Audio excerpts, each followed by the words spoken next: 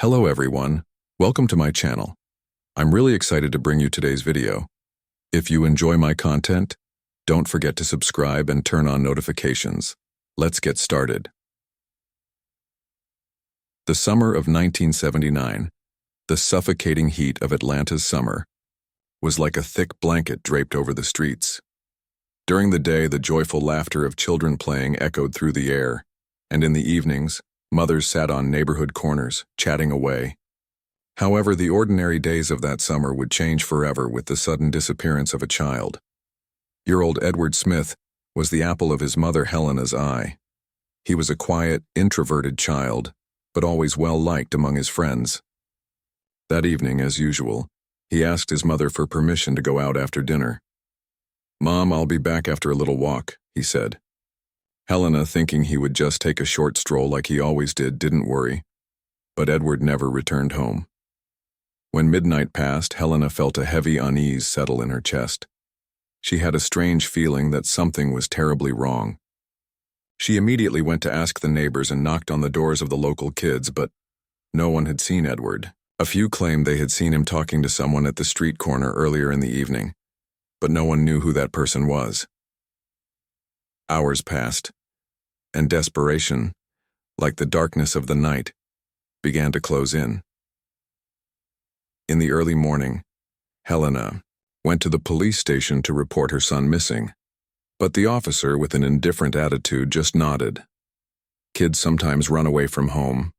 He'll probably come back by morning," he said.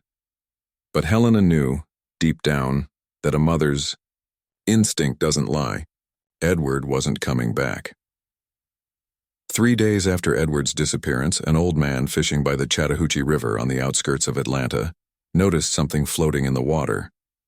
At first, he thought it was a large trash bag, but when the river's gentle waves uncovered the face of the body, the old man's scream tore through the sky. The police arrived on the scene quickly. When the identity of the body was confirmed, a hushed silence fell over the neighborhood. Edward Smith had been found, but now he was nothing more than a cold corpse.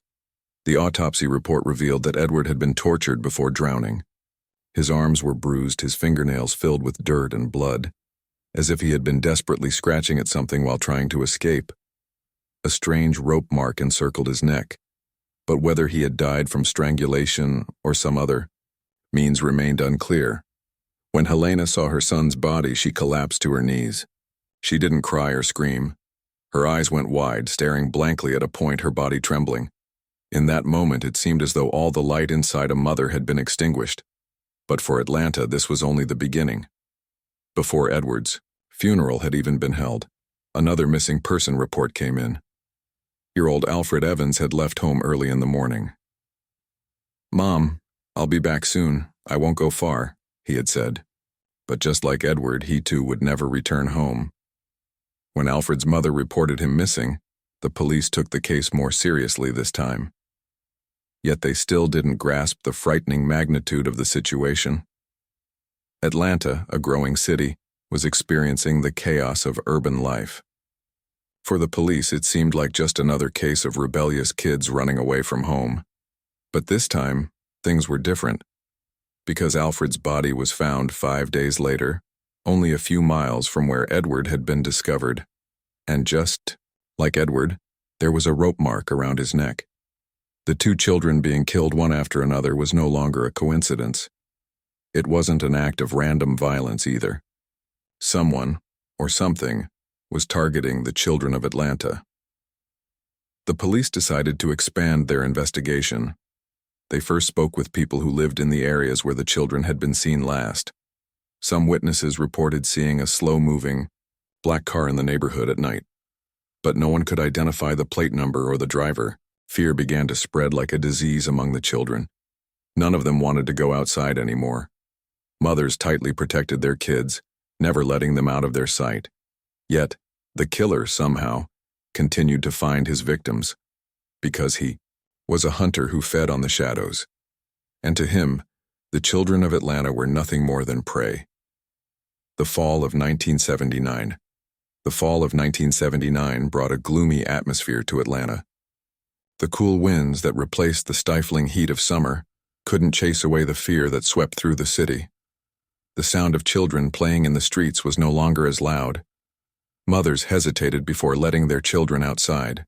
Everyone had heard about what happened to Edward Smith and Alfred Evans, but the worst of this fear was just beginning. When Alfred's body was found, a wave of panic spread through the city. People realized this wasn't a random murder. Someone was specifically targeting children. However, the police still viewed the incidents as isolated cases. This might just be an unlucky coincidence, they said. But the mothers didn't believe that. Alfred's mother, Diane Evans, went to the police station after her son's funeral and pleaded with the detectives. "Don't let this go. The person who did this is still out there and will kill other children." Most of the officers were indifferent. Atlanta was a city with a high crime rate and people were killed every day. But it wouldn't take long to prove that Diane was right. Less than a week later, another missing person report came in, and this time it would be an event that carved fear into everyone's heart. 10-year-old Eric Middlebrooks lived with his mother in a small apartment. Despite his young age, he was a responsible child who always tried to help his family. That evening, when his mother came home tired from work, Eric said, "Mom, I'll be right back." He put on his shoes and went out the door. He never returned. At midnight, when his mother got up to check on him, she found his bed empty. Her heart started racing. Maybe he's staying at a friend's house, she thought, but the fear inside her wouldn't allow her to accept that. By morning, a large-scale search was launched for Eric, but they couldn't find him. 2 days later, the lifeless body of the young boy was found in an empty lot a few miles from the neighborhood. His body was covered in bruises. There were cuts on his hands and knees as if he had fallen and dragged himself while trying to escape. But the most terrifying part was the mark on his neck. The same rope mark seen on the other victims. The same brutality. This could no longer be a coincidence. With Eric's death, the news exploded. Headlines reading, "Is there a serial killer in Atlanta?" echoed through the city. As people realized more children would disappear, the fear only grew. Yet the police still couldn't come to a clear conclusion. Some neighborhood residents spoke of a black car, a car that slowly passed through the streets at night, with someone inside watching the children. But no one could provide details about the plate number or the owner. Another rumor was that the children were lured with promises of music or work. Some witnesses claimed that some of the missing children had been seen talking to a man who told them, "I'm starting the best music group in the city, and I'm looking for talented kids." But who was this man? The Atlanta police were slow to realize that a hunter was roaming the city. However, Atlanta's mothers had already figured it out, and they had begun to fight to protect their children. Betty Turner had raised her 11-year-old son, Patrick, with great care. He was passionate about soccer and would play with his friends for hours in the streets. But recently, his mother had been reluctant to let him go outside, having heard the terrifying stories circulating in the neighborhood. One night, as Patrick looked out the window, he saw the black car parked below. The man inside waved at him. In the darkness, this figure, who seemed like nothing more than a shadow, never took his eyes off Patrick. That night, Patrick went to his mother and said, "Mom, someone is watching me." Betty immediately went to the window, but the street was empty. A chill ran through her. She locked the door, closed the windows, and held her son tightly. The next day, Patrick's best friend, 12-year-old Timothy Hill, went missing. Betty realized that she had narrowly saved her son. But what about the others? What remained of Timothy? The answer came 2 weeks later, deep in the woods. Timothy's body was found, killed in the same manner as the other children. But this time there was a difference. A note was tucked around Timothy's wrist. It only had these words written on it: "I am here." Was this a message? A challenge? Or was it a move by the killer to instill even more fear in the city? One thing was certain: this would not end. Atlanta's streets were no longer as safe. Children could be targets at any moment. And mothers were left with no choice but to pray. But the killer was still out there. And very soon, he would take more lives. The year 1980 marked a turning point for Atlanta. The city was shrouded in fear and anxiety. The number of missing children rapidly increased as the year began, and families of the missing began to feel just how helpless the police were. Until that time, the bodies of the missing children had been found mostly in open fields, around abandoned buildings, or by the water's edge. They all shared one common trait. They had been tortured, drowned, and bore thin rope marks around their necks. As fear ravaged the city, a deeper fear began to show in the eyes of the mothers each passing day. The police, increasingly convinced that a single killer was behind these horrific events, slowly started to trace more evident clues. But the lack of clarity only showed how scattered the clues were. What connected all these missing children? There was something missing from the very beginning. Detective Mark Reynolds preferred to approach the case from a different angle. He became suspicious of the fact that every time a child went missing, there was always a trace left on a street corner, under a bridge, or in a lonely area. The fact that so many children were being murdered in the same way, and that each time there was a repeated sequence of actions, made Reynolds think that someone was playing a game with the city, targeting it intentionally. One night, while Reynolds was on his nighttime patrol, he noticed a car parked under the Jackson Parkway Bridge. The driver was alone in the dark. Reynolds carefully examined the man's hands and feet and began to suspect something. The car was parked very close to the riverbank. Even though it was midnight, as soon as the officer saw the patrol car, the man started moving. And then, the man immediately denied everything he had witnessed. Wayne Williams, 23 years old, had recently moved to the city and worked as a music producer. In Reynolds's eyes, he was only notable because of what he had heard about the missing children and his strange behavior. At first he was innocent, but as Reynolds questioned him, an odd feeling began to grow within him. After being interrogated, Williams insisted that everything had been misunderstood and that no charges could be brought against him. But Reynolds noticed something. There were suspicious pieces of rope and cord in Williams's car. The feeling, inside Reynolds, which had been alert, intensified. The charges against Williams began to escalate within just a few hours. A week later, 2 witnesses came forward who had seen Williams acting suspiciously near Jackson Parkway around the time one of the children had gone missing. They also reported seeing him in the park but couldn't confirm exactly what he was doing. Still, suspicions were rising. Now there was evidence against a man. However, the police couldn't close the case until they were certain that only one person was responsible for the crimes. And the next day, another body was found. This time the body was found not by the river but in a wooded area near an abandoned factory. However, the manner of death again reminded everyone of another. There was a mystery behind all the victims' deaths, a rope around their necks, signs of torture on their bodies, and their hands and feet bound. Wayne Williams continued to deny the murders. But as the investigation progressed, suspicions grew stronger. Reynolds and his team began to scrutinize his connections even more. Despite having recently moved to the city, Williams frequently interacted with young children. Witnesses around him claimed that Williams invited them for their music careers. The question of how someone who had only recently moved to the city was able to quickly meet so many young children and approach them was a complex one for the police.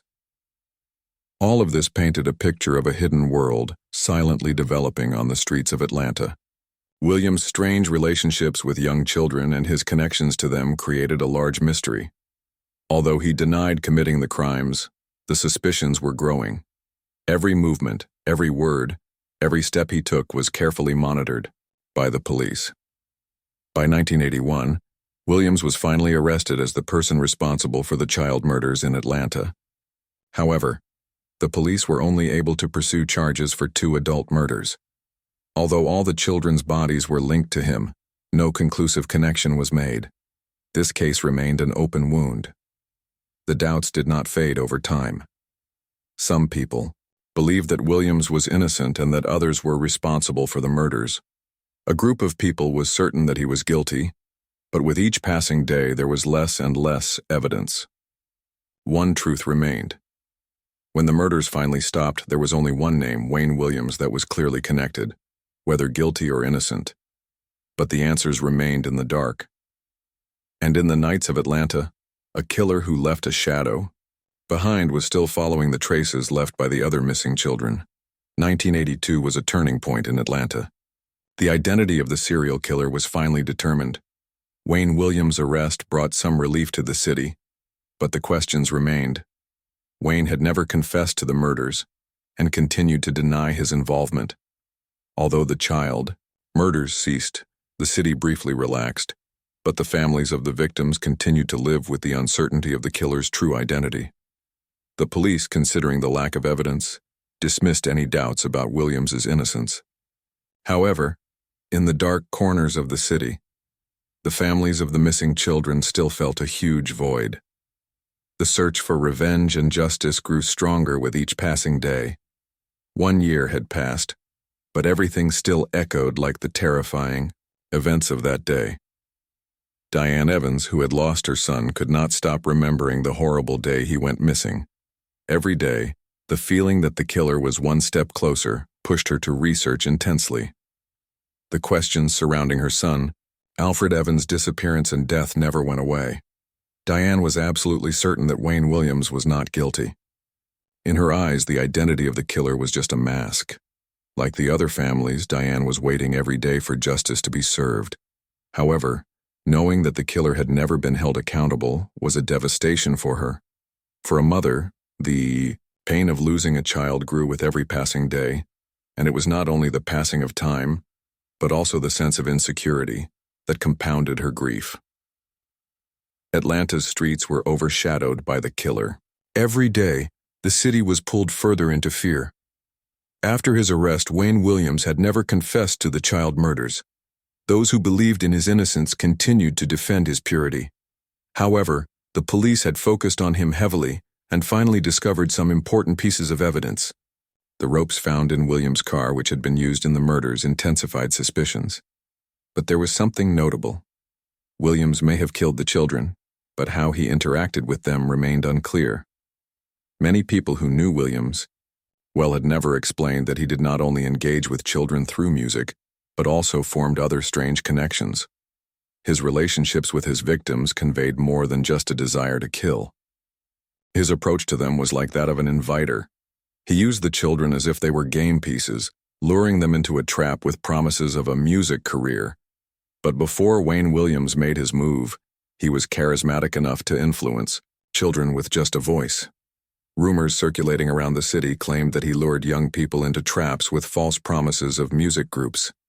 Sometimes even talking to just one child would turn into the beginning of a death. But how could anyone trust him? For years, Williams told the police he knew nothing about the murders. However, there was something inside him that held the clues revealing the killer's identity. Without a single piece of evidence proving his guilt, no one could confirm the murders. But all the clues the police had pointed to Wayne as the perpetrator. After Williams' arrest, peace seemed to have been restored in the city, but many still didn't know exactly who the killer was. This was less about uncovering the dark past of a killer, and more about revealing what had not been visible on the surface. There was only one person who kept the city in fear. Williams, Alfred, Eric, Timothy, and the other missing children would never return. Their disappearances left deep scars in Atlanta's memory. But there was something left behind. The places where the children had gone missing still carried traces of something lost. Each disappearance screamed that justice had not been served. The other children in Atlanta did not belong where the missing ones had been. All these disappearances were the work of a killer who sought to use them as prey. And that killer was still waiting in the dark. After these events, Atlanta entered a dark period. Children became afraid to play in the streets, and families started keeping their children at home. Loneliness began to dominate the streets, parks, and even schoolyards. The killer's shadow had enveloped the city. With each passing day, security measures tightened and mothers lived in constant fear of losing their children. But something had changed. The killer had seized the city with fear, and it seemed no one could escape it. That dark shadow intoxicated the city like a memory left behind by every missing child. By the end of 1982, the number of missing children in Atlanta had decreased, and a sense of calm began to settle over the city, like the calm before a storm. Wayne Williams had been arrested, and speculation about the identity of the killer seemed to be over. However, no matter how much time had passed, the trauma he left behind had caused deep wounds in the hearts of the mothers of the missing children, and in the people of Atlanta. The people of the city were still living under the effect of fear. The fear had deepened so much that sometimes no one wanted to see the light of day. After Wayne Williams's arrest, there were still suspicions that there might be another hand behind the murders. The police had not yet decided if Williams had committed the crimes alone, but one thing had changed. The murders had stopped. However, every crime that came afterward was nothing more than silence built upon the previous murders. That dark period in Atlanta had become an old nightmare etched in the public memory, but there was still no clear answer about Wayne Williams's crimes. When the people of the city found out who the killer was, most had shut themselves in, either out of fear or anger. Could there have been someone else behind the killer? No one was saying anything. Some people in the city had moved beyond doubt and accepted Williams as guilty, but the feeling that justice had not fully been served still lingered. For many families, the death of their missing children felt like an illusion. When the bodies of the missing children were found, as painful as it was, they had found their final piece. But the lost ones, together, were always incomplete. What remained was the feeling that everything had not been resolved. In early 1983, the police decided to reopen the investigation into the murders of the missing children. This time, all the files would be reviewed and the killer's identity would be verified. The police tried to bring to light every detail that reminded them of Wayne Williams and his crimes. Each missing child was examined once again. However, something was wrong. The way the missing children were killed was very similar, but when Williams's name came up, it didn't seem like much had changed. Other police officers continued to associate Williams with another killer. One day, Detective Mark Reynolds encountered a witness. The witness was the father of one of the children who had gone missing some time ago. Since the day his son went missing, the witness had been having the same dream every night. A man controlling children like puppets, stretching his arms to lure them into traps. Although the witness couldn't identify the man, he could never forget the killer's face. Even when he saw the face at the police station multiple times, other witnesses had expressed the same reaction. But at that moment, Detective Reynolds felt his suspicions growing deeper. There was something missing from this story. Even though everything seemed to point to Wayne Williams, the idea of just one man being behind all these disappearances didn't make sense. Wayne Williams still denied the accusations, but the fear that had settled over the city had fostered a strong belief that justice would never truly be served. Everything had gone silent in Atlanta, yet in the background, something could start stirring again at any moment. Years later, Williams' crimes were never fully proven, and though the most significant case of that period seemed closed, the fear that had haunted the city hadn't disappeared. Unresolved cases had turned into frustrations. Hope had emerged for Wayne Williams's release. The story of an innocent man being wrongfully accused became highly controversial. After all, the missing children were still missing. Each one was like a missing piece. Even though Williams' guilt couldn't be proven, the doubts were a failure of the police department. However, there was no concrete evidence that Williams was a criminal. Some believed he was guilty, while others argued he wasn't. The question of how justice would be served remained unclear. One day, as Detective Reynolds looked through the pages of an old notebook, one line caught his attention: the hunter in the shadows. In that moment, Reynolds began to believe that the killer wasn't just one person, but a figure secretly waiting at every street corner of the city. Everything wasn't just about one figure. It was part of a larger mystery. Fear in the city grew. When Wayne Williams was released, the people living in the streets of Atlanta were forced to confront the pain of the past. The places where the children once went missing were now merely spirits chasing lost dreams. Another chord was rising in Atlanta. It wasn't just the killer or killers, but the impotence of justice. One night, a whisper was heard at the corners of the city. No one will ever forget their fear. That whisper became the chord of a child's disappearance, a killer's story, and the ongoing dark effect of lost justice that still surrounded the city, and the shadows of Atlanta continued to dance in silence. By 1984, a period had ended in Atlanta. Wayne Williams still had an unresolved case file, with no clear judgment on whether he was guilty. The question of whether justice had been served continued to loom over the city. The traces of that time were still in everyone's minds. The stories of the missing children had etched an indelible mark on the public's memory, but behind everything, one question lingered. Was Wayne Williams the sole perpetrator, or was the killer a much different face? These questions continued to grow like an avalanche. Many of the murders had been carried out with a specific pattern. The details of the murders were too complex to belong to just one person. Reynolds and other detectives hadn't found any evidence that Williams was innocent. But there was something that pushed them to go further, finding the source of the fear that gripped the city. Some detectives believed it couldn't have been just one man's work. The stories behind the missing children were more complicated. Unlike the others, some of the children had disappeared like ghosts, vanishing in an instant of light at night. That dark shadow that enveloped the city was as powerful as a killer, yet it seemed as if it was being guided by unseen hands. Detective Mark Reynolds, years later, came across an old witness while tracing the missing files of the city. The witness claimed that Wayne Williams wasn't just connected to his victims, but to other dangerous people in the city. According to the witness, Williams wasn't so much the killer, but a pawn in a larger organization.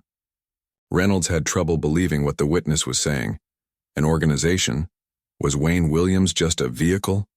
Slowly but carefully, he began searching for a mystery behind the witnesses and investigations. Something else was hidden in the background.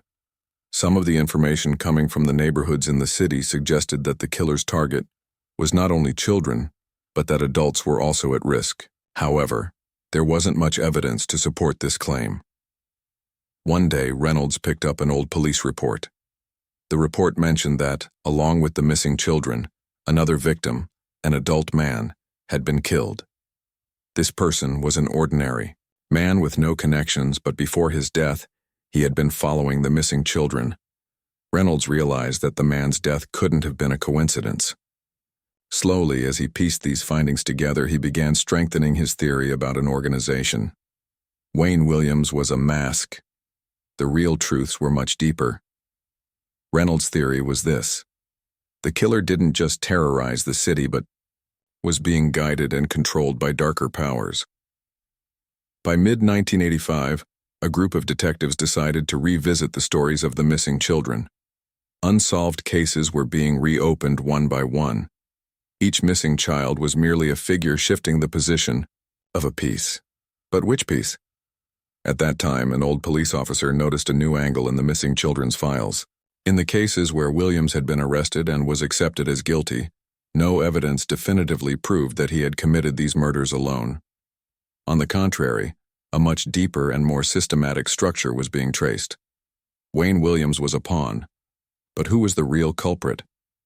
Eventually, Reynolds and the other detectives realized that the fear surrounding the city had not only been fueled by a killer's actions, but also by the unresolved power of unsolved murders, despite the years that had passed.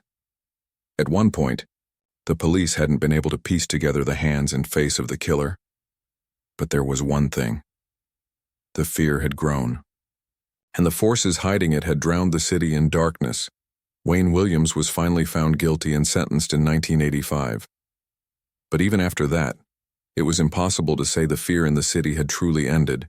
No one had understood who the real killer was or what the true force behind the murders had been. However, one thing was certain. Wayne Williams was not just a criminal. He was a symbol. He represented the fear in the city. Justice needed to be served. But one truth remained. The darkness in the city, the lost children, the lost trust, and everything else that had been lost remained behind. In the years that followed, the people of Atlanta tried to move forward. But the memory of the missing children somehow changed the soul of the city. And from the depths of that fear, not only pain and sorrow but also hope for the future was born. The memory of the missing children in Atlanta left deep marks not only in the city, but across the entire United States. The identity of the killer may never be known, but the truth was that every lost life brought the people of the city together. Over time, these stories became just memories of the city's dark past. Though fear faded with time, the question of whether justice had truly been served remained a question mark, and every lost child ultimately became a search for justice.